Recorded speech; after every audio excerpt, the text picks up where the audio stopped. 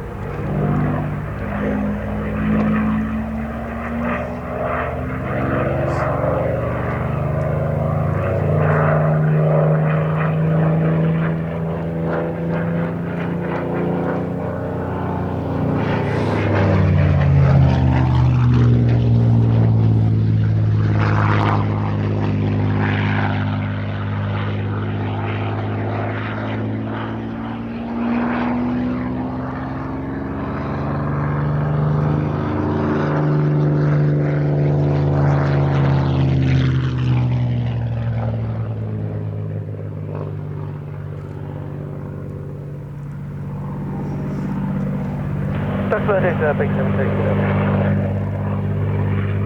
Big 17, good afternoon. That's the radio check. B17, your visibility 5 and you can tell me. What's the distance?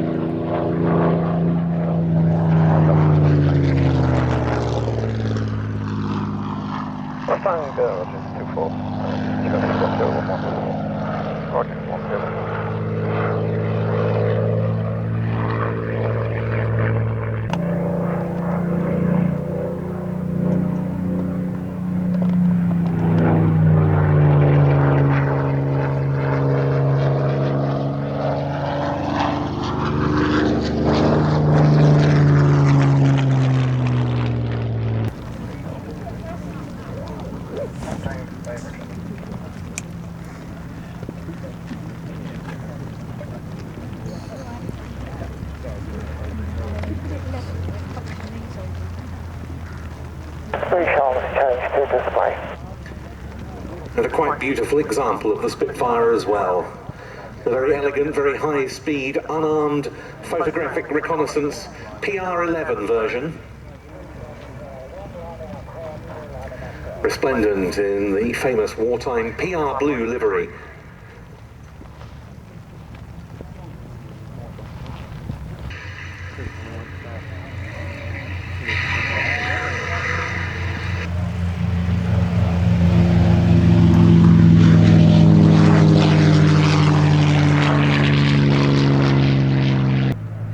Here you go, incidentally, the two Buchons.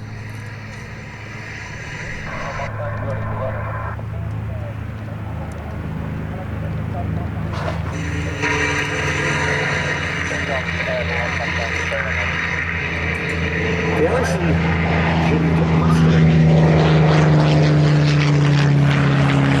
was one of the results.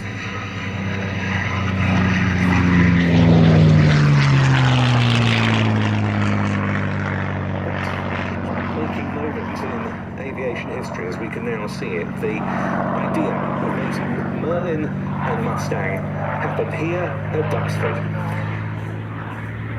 Very appropriate it was that the Mustang went on to be stationed here during the latter stages of World War II with the US Army Air Force's 78th Fighter Group.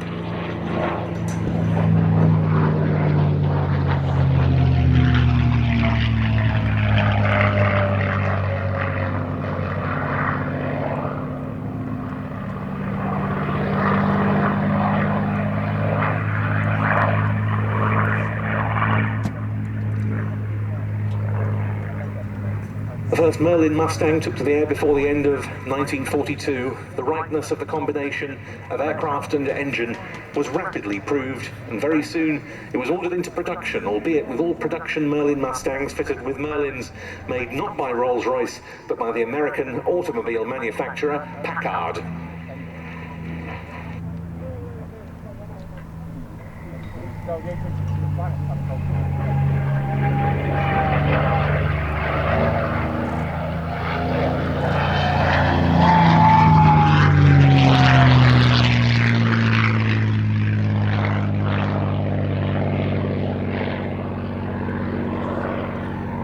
So it was that one of the truly great fighters of World War II was conceived, and this P-51D model from the Hangar 11 collection at North Weald, a combat veteran in itself from World War II, flies here in salute.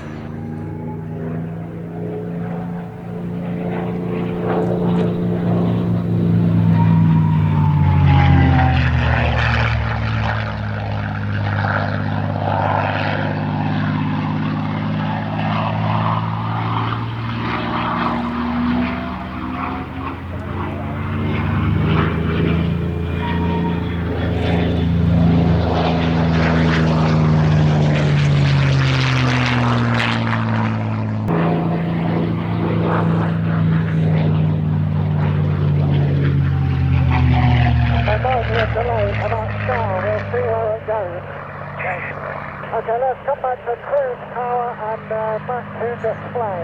Back to display. Okay.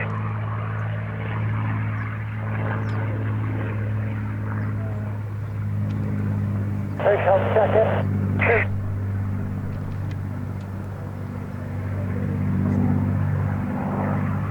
Display, Buchon's back on frequency, listening out.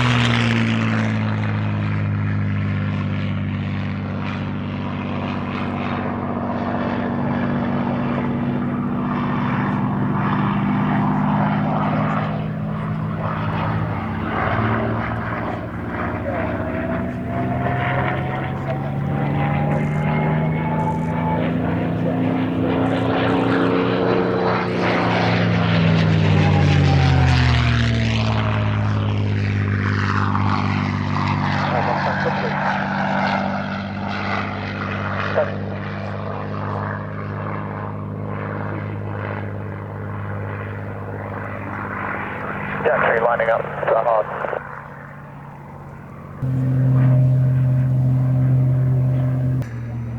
And now our representative of the Soviet fighters of World War II getting airborne in the form of the Yak-3. That'll be back with us a little later. Mustang 30, straight final, head out. Stand by with the smoke, stand by with the smoke.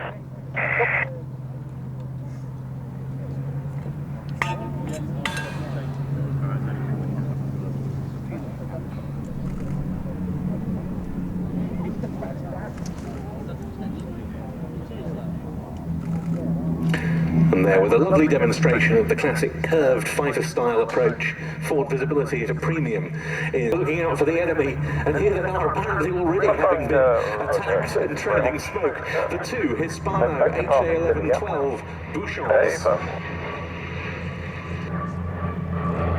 off. Windows are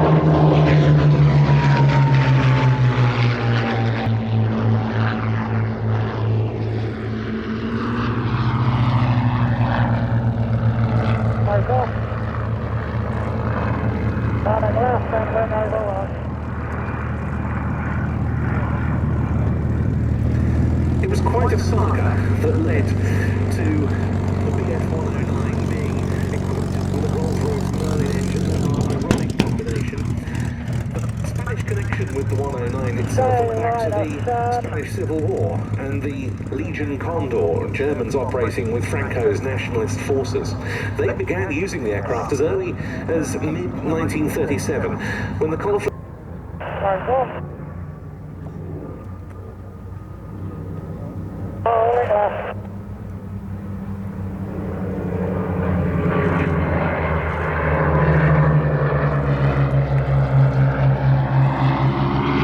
Smoke off. In 1943, the Spanish company Hispano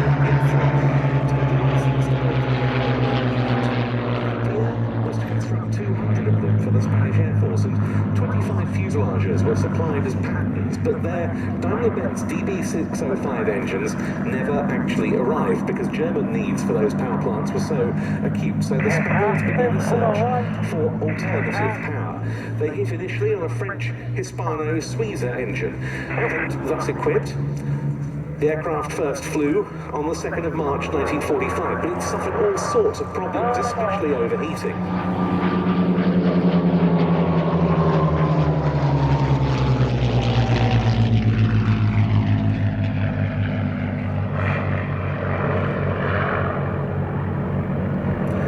Only very small numbers in relative terms of the Hispano Suiza engined 109s were produced by Hispano.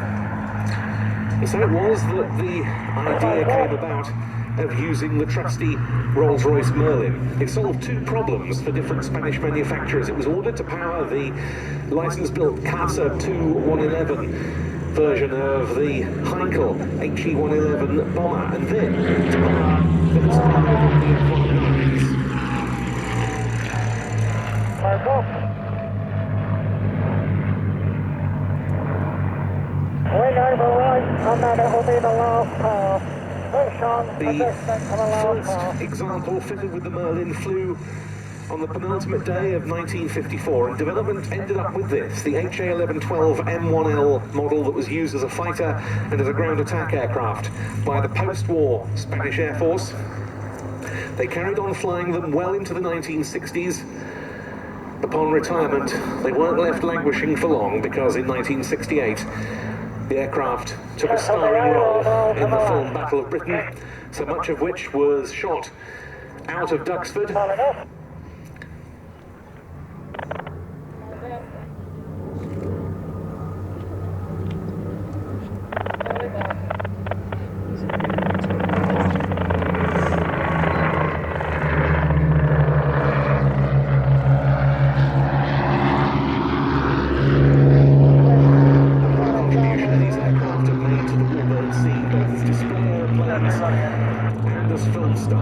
Here is the Yakovlev Yak-3 UTI PW.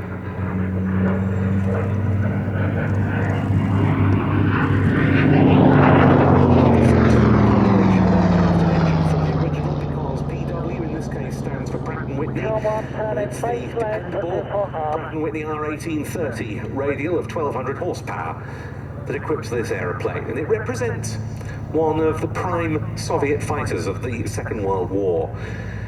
The first of that line was the Yak-1, which passed its Soviet state testing in early 1940. That design was modified, it was made smaller and lighter to create the Yak-3. 3 with the gear, turning throttle to the ground. 310 degrees, 4 knots. Thank you. And of course, in order to operate effectively in the Russian front, the aircraft had to be both rugged and easy to maintain. The Yak-3 first flew in 1943. It entered service that same year. And with its excellent agility, particularly its high rates of turn and roll, it proved more than a match for contemporary German fighters like the Messerschmitt Bf-109G and also the Focke-Wulf FW-190. They saw their first major combats, the Yak-3s, in the Battle of Kursk in July-August 1943. Nice illustration of that roll rate there. This was a pretty hot ship with a higher stalling speed and thus higher landing speed than many other fighters. It was also quite short-ranged, but it was very effective in combat. Quite a lot's been made over the years of Luftwaffe orders being given to their fighter pilots, ordering them not to engage Yaks in lower-level dogfights.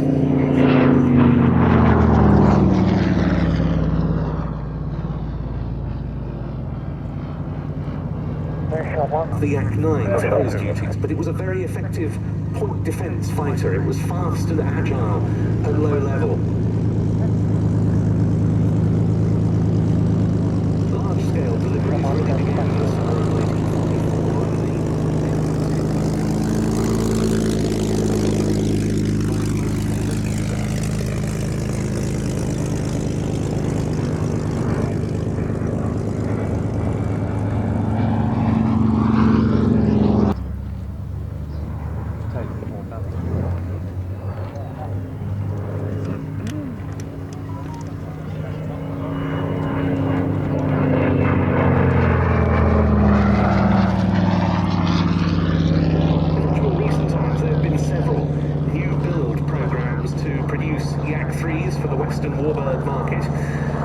Using a variety of different engines, the Allison V1710 has been a popular choice. This in place of the original power plant, the Klimov VK105, which is in somewhat short supply these days.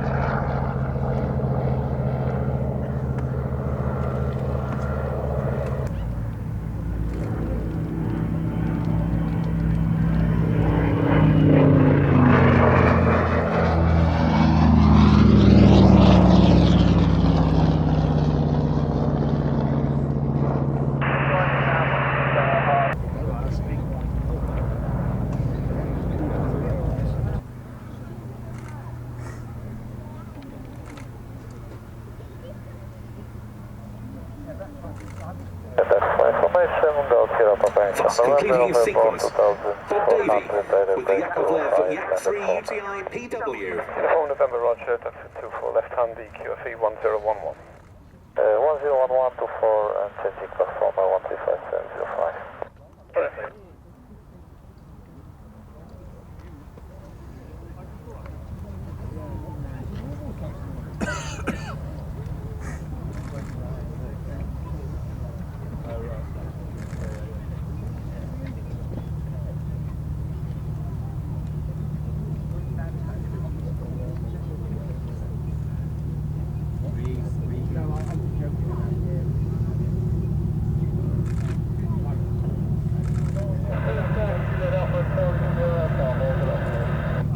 Charlie, sir, good afternoon, pass message.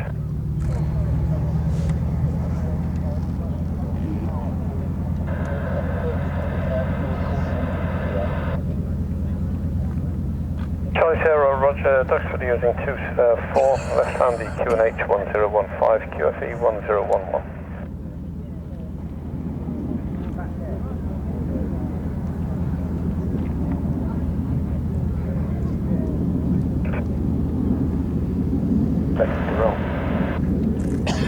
about to turn to an aircraft without which no Duxford display is truly complete.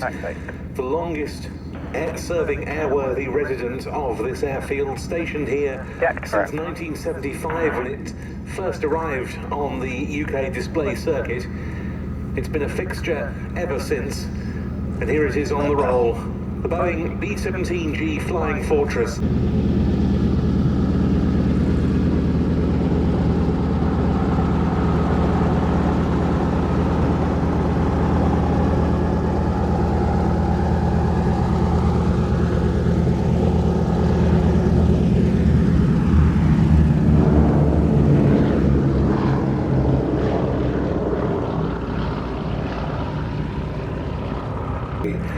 Missions during the Second World War.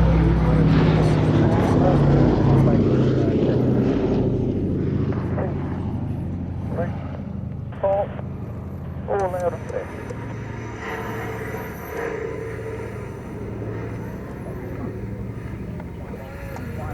You said earlier, Ben, that there were many thousands. I think the number is something like 20,000 American servicemen lost their lives during that period. And we must recognise that many of them, most of them in fact, were young men. That's something that doesn't change in wartime. The average age is about 19. And their heroism was so considerable when, even more than that, you consider the sort of missions they were being thrown into, flying and operating not just the B-17s, but also the consolidated B-24 Liberators. The main tactic of the 8th Air Force daylight raids against German industrial facilities and transport and resupply networks. And in the early part of their commitment to the European theatre, let's not forget, they didn't really have a suitable escort fighter. They were using Spitfires, which were very short-ranged as escorts, and so the losses on those missions were horrendous. They were, and we saw earlier the Mustang, and we talked about the impact that made, and the impact that it made was in fact in support of the bombing campaign of the Americans over the central part of Europe. Indeed, because when both the P-47 Thunderbolt, which you can see one of in the American Air Museum, and the Mustang came along, they really did change that situation. But nonetheless, even with extra fighter battalion conditions on board the B-17s, at altitude, appalling represents all of them collectively.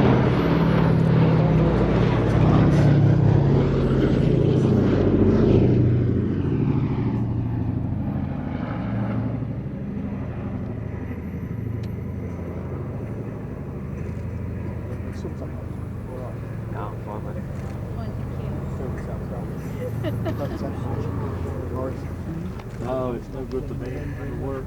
Now, we can't stress enough, Colin, can we? This is a privately operated, four-engined heavy bomber, and there aren't any more of those in Europe other than this one. Yes, that's right. I mean, when you think about the cost of it just running up the engine, so Indeed. I shudder to think how much that is, but it's all thanks to the support, the wonderful support of the Sally B Supporters Club.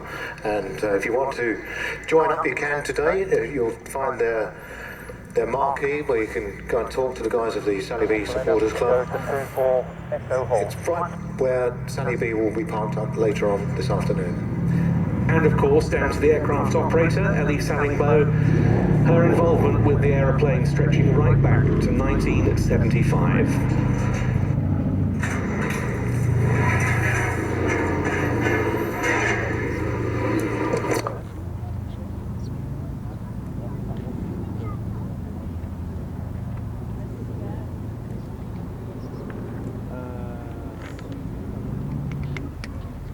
This aircraft now the only airworthy B-17 left flying in Europe.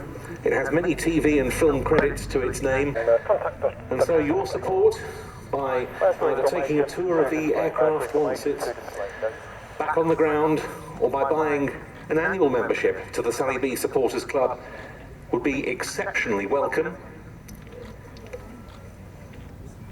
Mercury.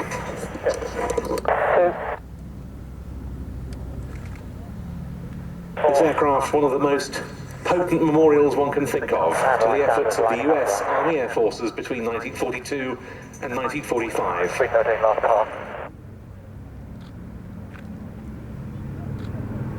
Mercury 3, George, are you there?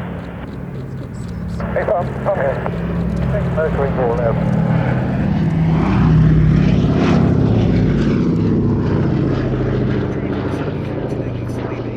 For us today with Paul Stewart in the co-pilot seat. sunnyb.org.uk is where you can go to sign up for the Supporters Club online. The armed bomber, even when it first appeared in 1935, hence being given the name Flying Fortress. Yes. But that was nothing compared with this aircraft. 2 machine guns in the chin turret, a bomb load between 4,500 and 8,000 pounds, depending on the mission. Less than the B-24, which was longer range. You can see quite a small bomb bay on the B-17. But nonetheless, this aircraft made the most tremendous contribution alongside the B-24 to the efforts of the 8th Air Force, those daylight raids mounted from all across East Anglia. Yes, we think about those daylight raids being primarily on the German cities, but at the time of D-Day, the precision bombing really came into its own because they were dropping bombs really close to the advancing Allies. Indeed, and then of course we've just seen the Yak 3 there. There were the so-called shuttle missions where B-17s would leave their home base, attack their targets and land elsewhere to refuel and rearm. Operation Frantic was one of those. In the summer of 1944, they were hitting objectives that were too far east for a conventional mission to achieve and come back to East Anglia.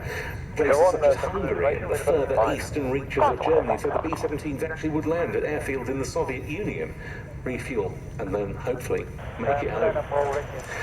Well, Sunny B has made it home with Andrew Dixon and Paul Stewart in command. A magnificent sight, and we are, I think we can already start hopefully looking forward to this aircraft notching up its 50th anniversary display season in 2025, but it needs your support to do so. So do go along to the Sunny B stand. As the B-17 clears then, we're going to get our Bristol Mercury-engined formation into the air. Always a treat. Off the hard runway goes the Bristol Blenheim 1F. It was at the Bristol and Lysander 3As.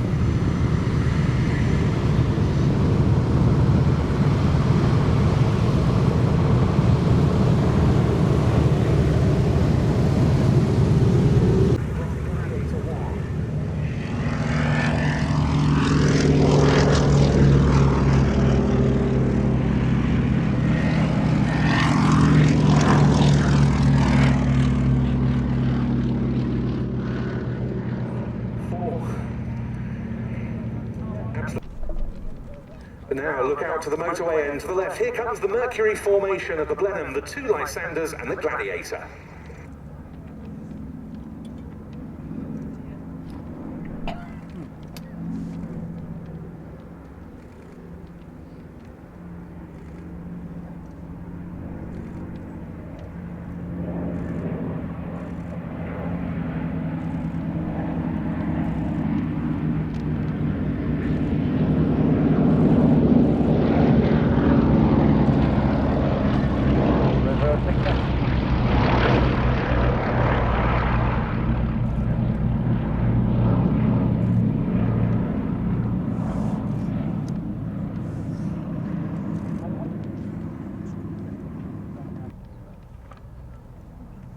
And rolling out.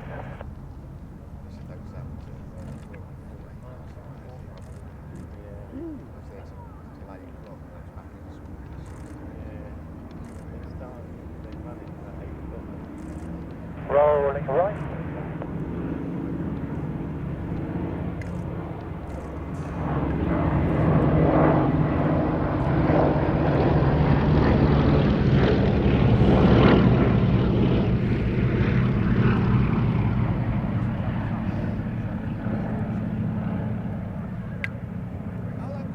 Reversing left.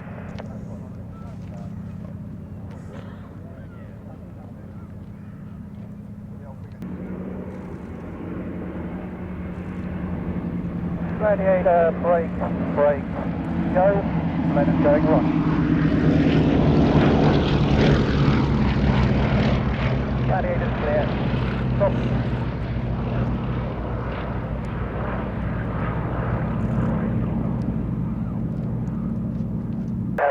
Lysander 2, go ahead.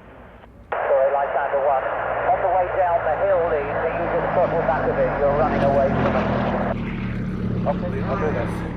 Buchon, the new aeroplane, as an interim measure due to delays to the new monoplane fighter programs, the likes of the Hurricane and Spitfire. And so it was that in February 1937, the Gladiator entered RAF service with number 72 Squadron.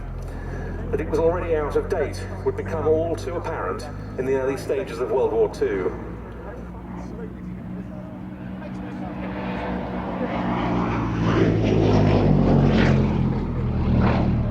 When war broke out in September 1939, 4 RAF squadrons were operating Gladiators. 2 of those were sent to France as part of the Allied Air Striking Force. All of their aircraft had been lost within just 10 days of coming up against the Germans in May 1940.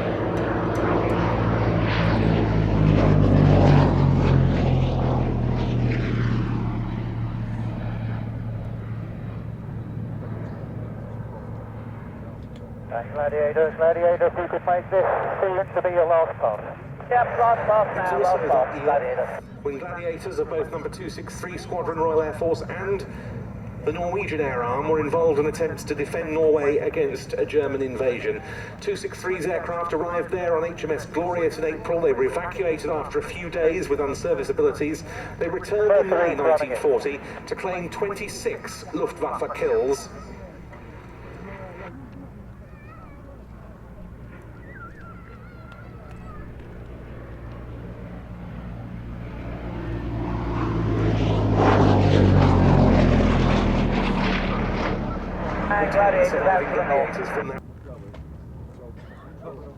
And Gladiators served during the Battle of Britain. Number 247 Squadron RAF flew them from Roborough in Plymouth to defend that part of the UK and especially the naval dockyards. 804 Squadron of the Fleet Air Arm flew Sea Gladiators from Haxton in Orkney throughout the battle in defence of the naval base at Scapa Flow. Now, the Blenheim and the 2 Lysanders.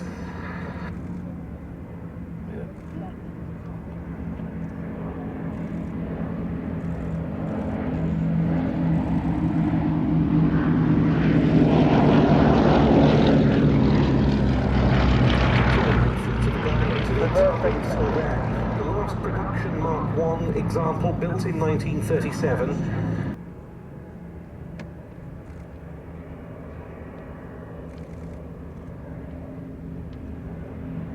Duxford 38 formation.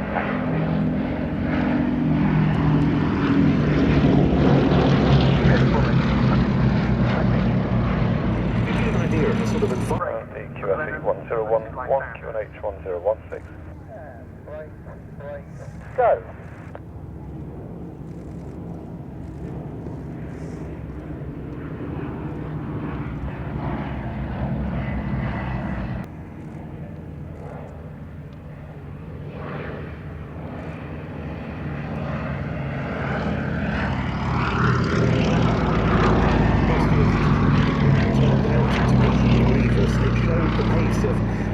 Development that what had been an aeroplane at the very cutting edge of performance just 2 or 3 years earlier was now so vulnerable to enemy fighters, but nonetheless the efforts of Blenheim crews were truly distinguished.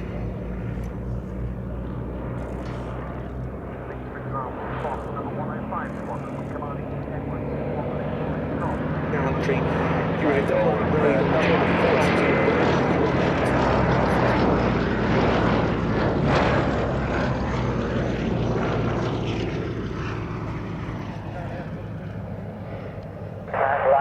Positioning, last pass for the bridge. The gallantry also showed by the crews of this aircraft, the Bristol and Lysander, the first monoplane to serve with RAF Army Cooperation Command. The requirement met by Westland with this high-wing monoplane with these enormous undercarriage spats, lots of cockpit glazing for the pilot and the observer, a pair of forward-firing .303-inch machine guns, plus one for the observer in the back, and the ability, which we see represented on the lead aircraft of this pair, to tote 6 bombs on the stub wings that could be mounted on those spats.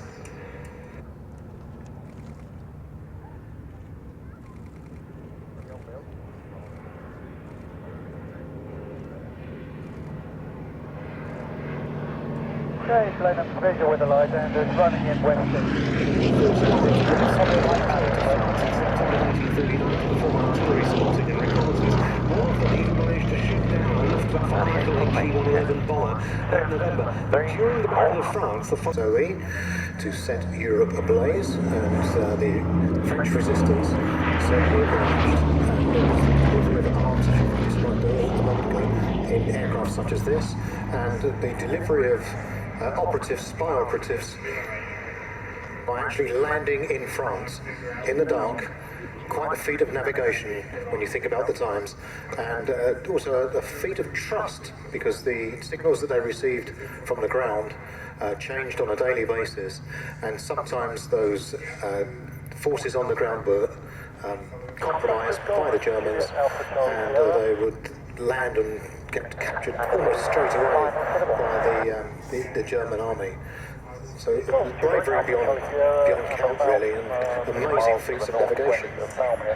Indeed, it was the Lysander that made a great deal of this possible, with its short takeoff and landing abilities, able to operate into these fields. And the Shuttleworth one we see here, of course, in the black colour scheme with the access ladder and the long-range tank, represents those special operations Lysanders. In fact, they used to land not only in ones, but twos and threes. So we tend to think of one lonely aircraft finding its way to some remote field in France, when in fact there were very often more than one. There were two or three of them. They would land, as you say, the delivery package, often a lady, would be climb down that ladder, and the evacuated spy operative. Of course, they would land literally, in the words of the famous memoir by Hugh Verity, one of the Lysander pilots, by moonlight, yes. Maybe with torches to mark the strip. Absolutely. I actually met Hugh Verity quite a few years back now, and we mentioned Duxford, just up the road here, not far away. Not much of that airfield left, but if you get the opportunity, go along there and visit the barn where the spy operatives will be prepared for their journey. The Hawk 75 following.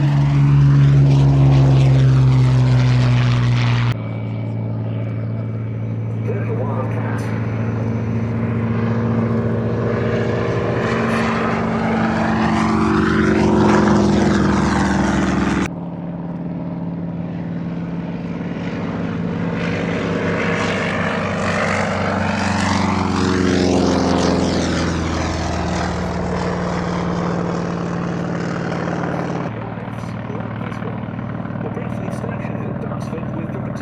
Squadron, which was reformed here in October 1939 to protect Channel shipping. It converted to Spitfires during the spring of 1940, and in fact we have two later war veterans of number 222 Squadron parked just in front of the control tower here. The two Mark 9s, that almost holy grail duo of wartime veteran Spitfire 9s, MH434 from the old Flying Machine Company and MH415, just a few serials earlier in the production list, operated by Air Leasing, both of which are going to be flying as part of our Spitfire and Hurricane big wing finale to today's show, and in fact they will be in the same formation very appropriately. Lee Proudfoot, incidentally, at the controls of the Blenheim today. An aircraft type deserving of much wider recognition, and that has indeed been offered by both of the airworthy examples operated from Duxford over the years.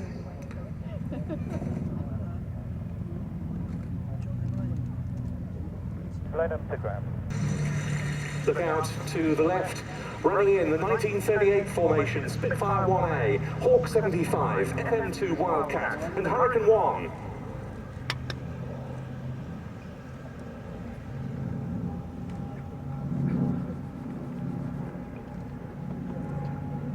This will be a wing over to the left.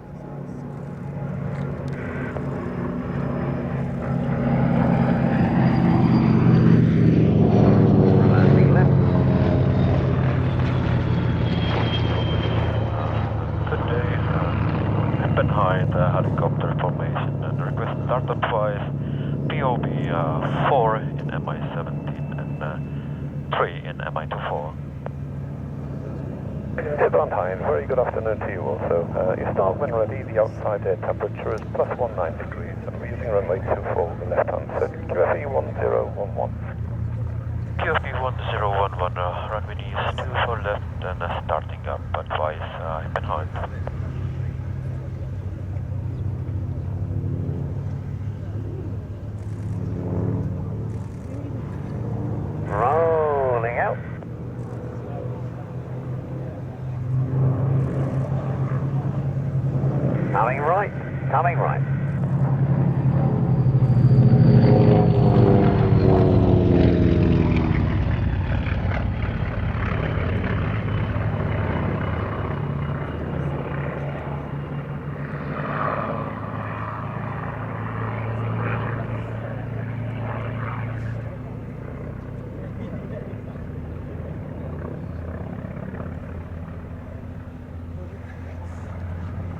Very interesting contrasting engine notes there. The two relatively early Mark Rolls-Royce Merlins in the Mark I versions of both the Spitfire and the Hurricane, contrasting with the rumbling radials, the Pratt & Whitney Twin Wasp in the Hawk 75, the Wright R1820 of the Wildcat.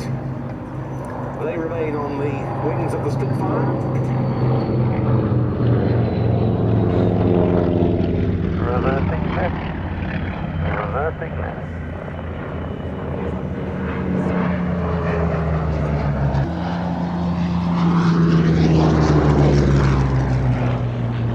With this Mark I Hurricane, we see an example of the type that began to break the biplane fighter mould as far as RAF Fighter Command was concerned. Very much a development of the earlier Hawker biplane line in some design and construction aspects, but an enormous advance in other ways. The first operational RAF aircraft with a top speed in excess of 300 miles an hour.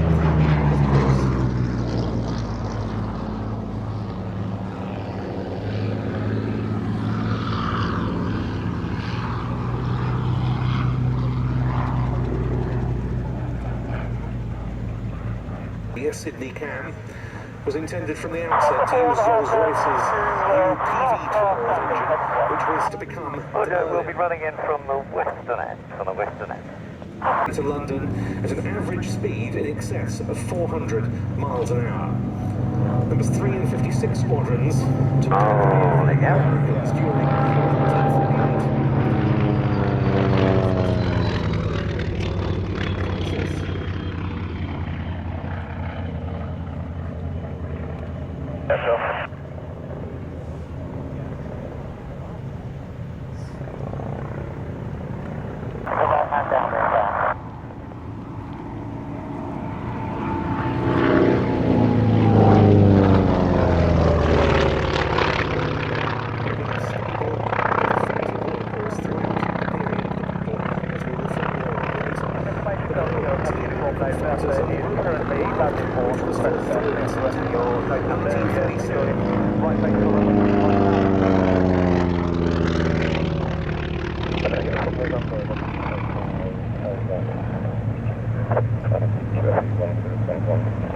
Again, what we see here was an airplane that, as far as the US Navy this time was concerned, represented a significant first. Grumman actually conceived the design called the F4F as a biplane, but its competitor manufacturer Brewster was developing a new monoplane called F2A.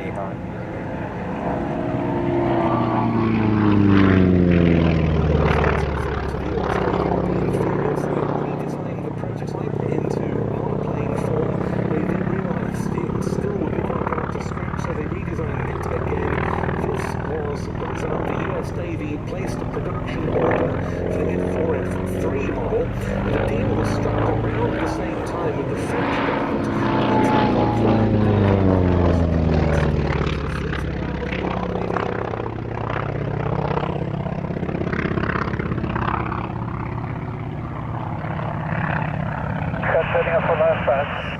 And it was in 1940 that our very own Fleet Air Arm was the first operator to use the Wildcat in anger, known at that stage by the British as the Martlet.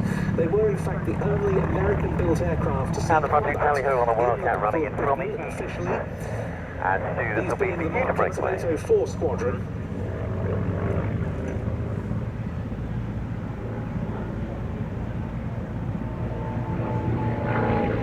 They replaced 804's Gloucester Sea Gladiators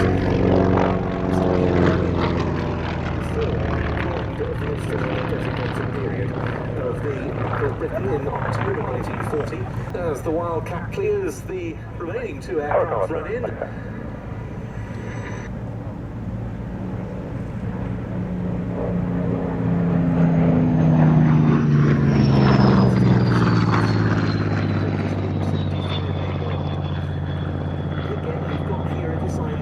competitive fly-off to fight find a new monoplane fighter. It was a toss-up between the Curtiss design, the P-36, and one from the Seversky company, the P-35. In fact, Seversky won the day, but that aircraft was considerably more expensive per unit.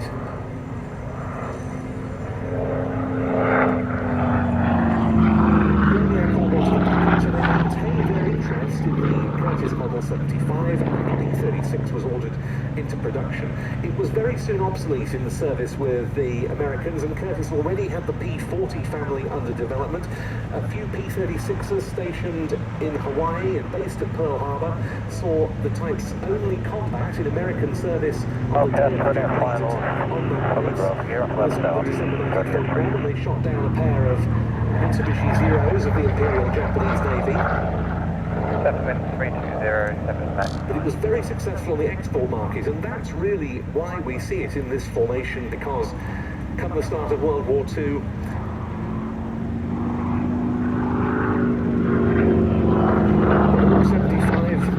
And hold for France's Armée de l'Air. It became their standard fighter of the early war period, alongside two French-built airplanes, the I'm running it from the west. and the Duati D520. The first Allied aerial victories on the western front of World War II involved Hawks shooting down Messerschmitt Bf-1. Probably the best French fighter of the Battle of France. 7 pilots of Hawk 75s with the French achieved ace status. The squadron replaced its aging Gothic fighters with the first fully delivered Spitfire Mark 1s.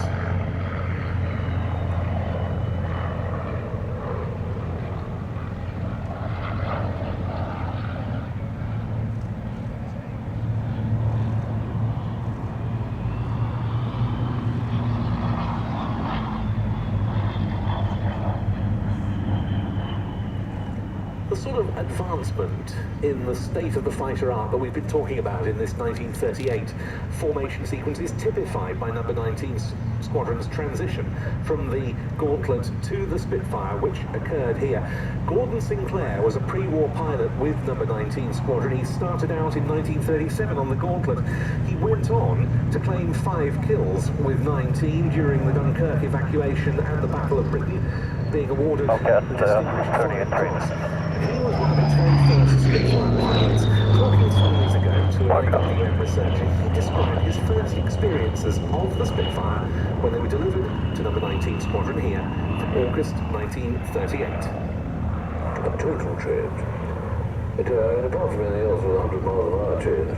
But it was a totally different sort of machine. I must confess, I didn't terribly like the Spitfire to begin with. But then I had a reason not to, because the first flight I ever did in one, I gave me the inborn fear of it. It took me a couple of hours to get over that. But there were a lot of people like James Carr who were doing what we call alternate twistles and things like that.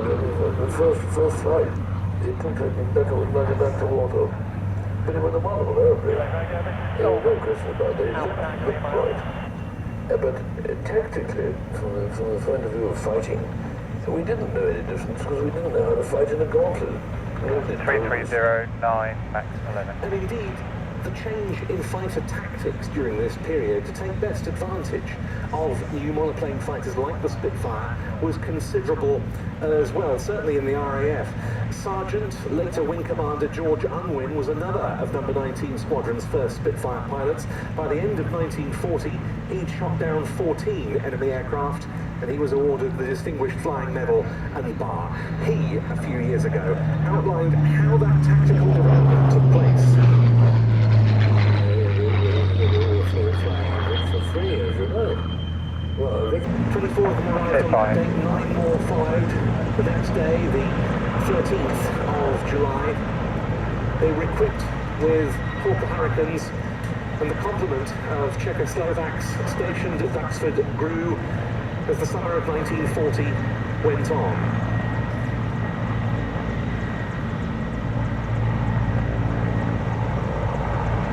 The formation of the second Czechoslovak manned squadron, number 312 Squadron, took place also here on the 29th of August 1940. Again on Hurricanes.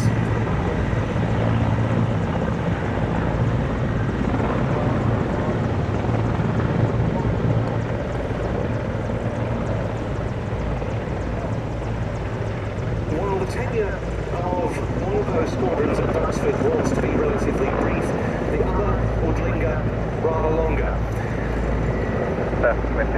Two squadrons spent only August-September 1940 at Duxford before being deployed elsewhere. The 310 squadron, however, remained here until June 1949.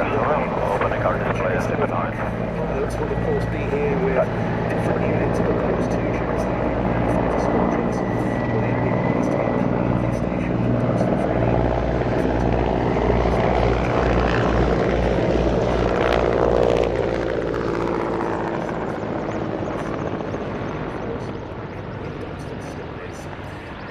previously participated at an air display.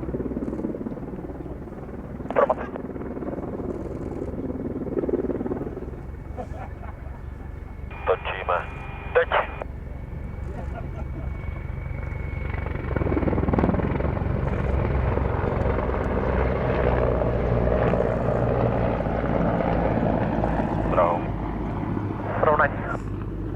And what a sight they make over the Duxford skyline. Behind this incredibly potent anti-tank helicopter, but also used for other battlefield support roles. The HIP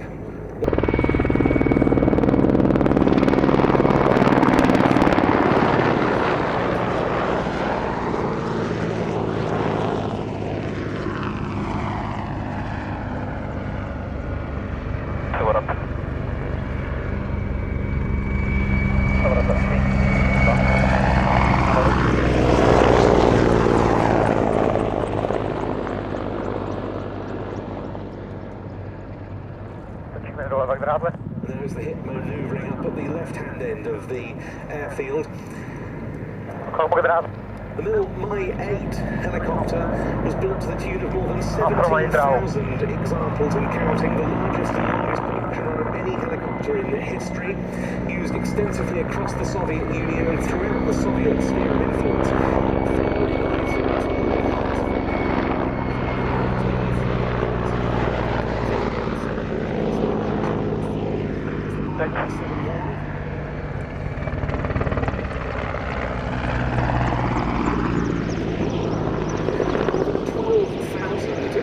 And 171s have been built.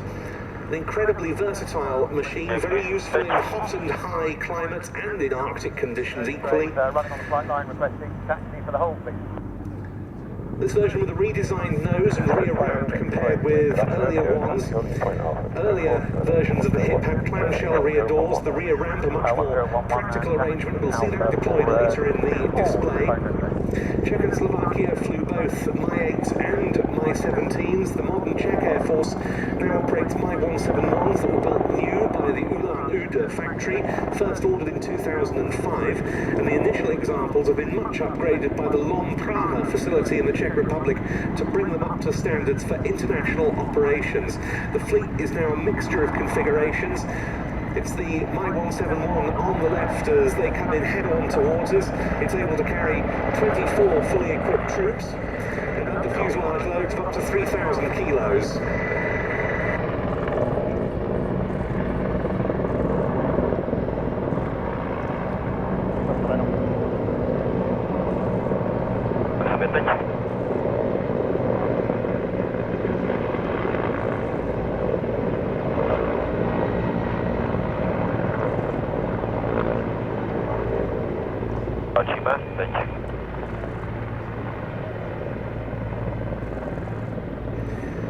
And this is their carousel, a face-to-face 360-degree rotation.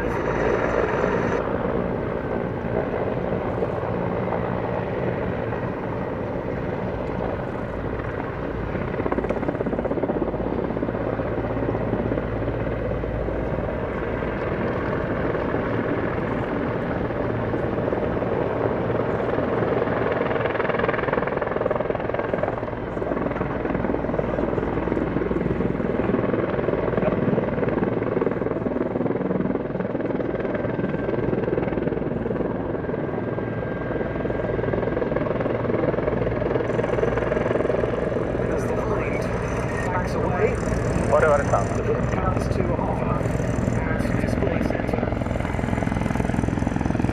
This is a safe for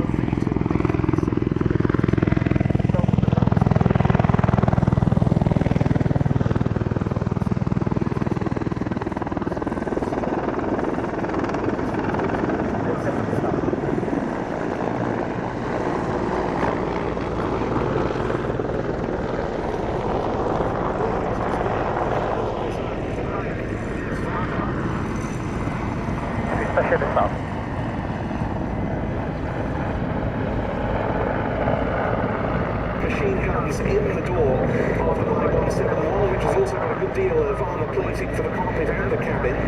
The Czechs use some of the fleet for rescue missions. They can also perform firefighting with an underslung so-called Bambi bucket. These two helicopter types often perform or would in the event of combat action. They certainly train regularly for this, perform as a team in the combat search and rescue role. Behind, providing very effective cover to the hip as it would retrieve a downed airman from hostile territory.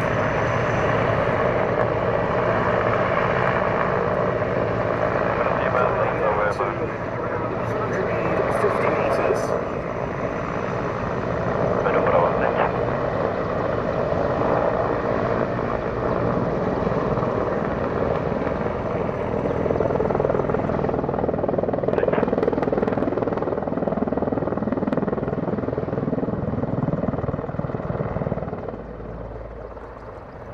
The Mi-35. Meantime, as the Hind patrols overhead, in comes the Hip.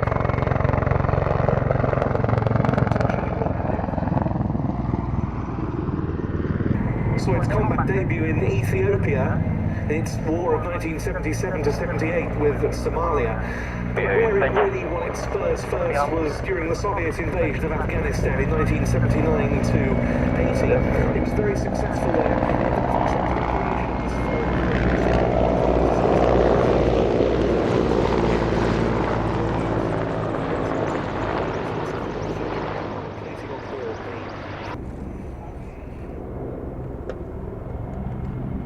Doprava za 3, 2, 1, teď. In for a break.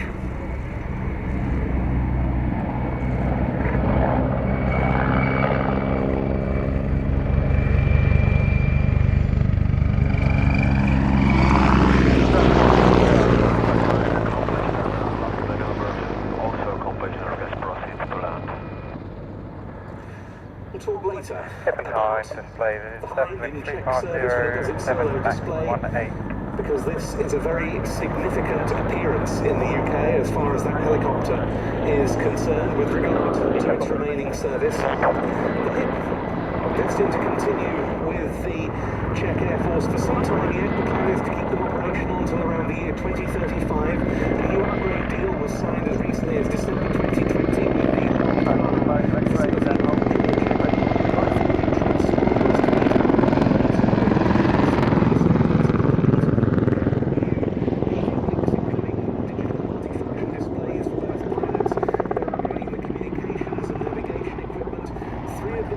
with the ballistic protection, medical evacuation kit. However, as I'll tell you later on, the Hind doesn't have so nearly as long to go in service with the Czech Air Force. To whom I give many thanks for that superb display of the Mi-35 and the Mi-171XH.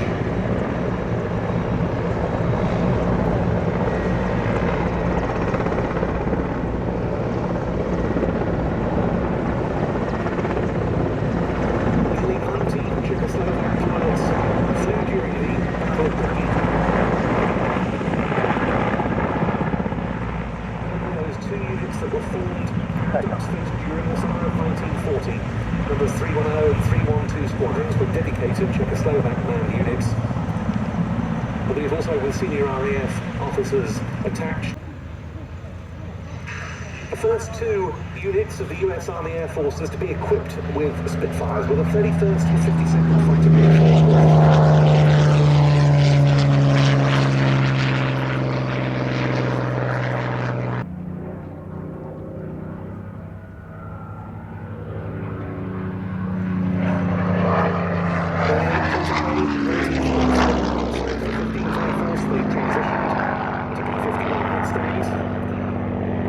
descendants of both of those fighter groups are in Europe today. The 31st Fighter Wing stationed at Hispano in Italy, the 52nd Fighter Wing at Spangdahlem in Germany, both operating the F-16C Fighting Falcon. In September 1942, meanwhile, the former American Eagle squadrons within the RAF transferred to the US Army Air Forces as the 4th Fighter Group based at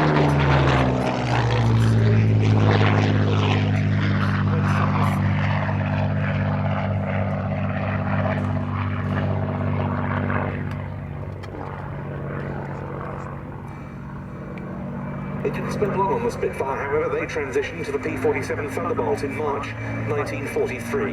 This Spitfire 16, owned by Suffolk Spitfire, appears now, since 2020, in US Army Air Forces colours. It represents an aircraft of the 309th Fighter Squadron, part of the 31st Fighter Group, flown by Lieutenant Robert Connor in Italy in late 1943 and early 1944.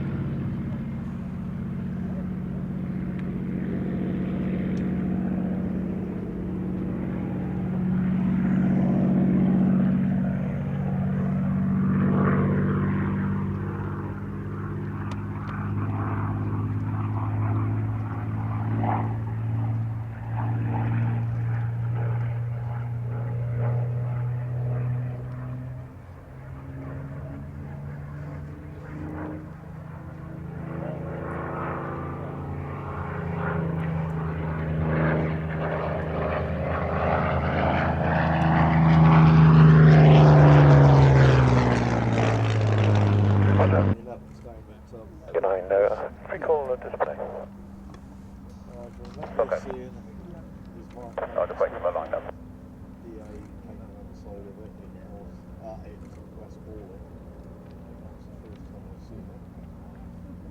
I've got one photograph of P-17 taken. Got a bit as well as control tower. It's in a small back quadrant shot. A bit as well. That was G4, wasn't it? Yeah. Play frequency 132.1905. 132.905. Go.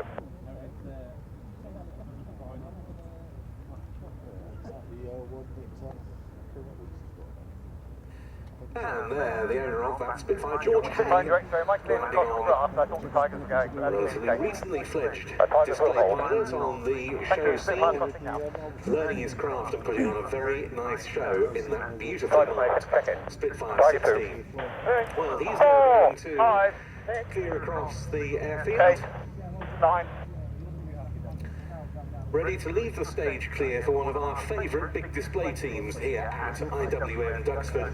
They're lined up now on the grass runway, ready once the Spitfire is clear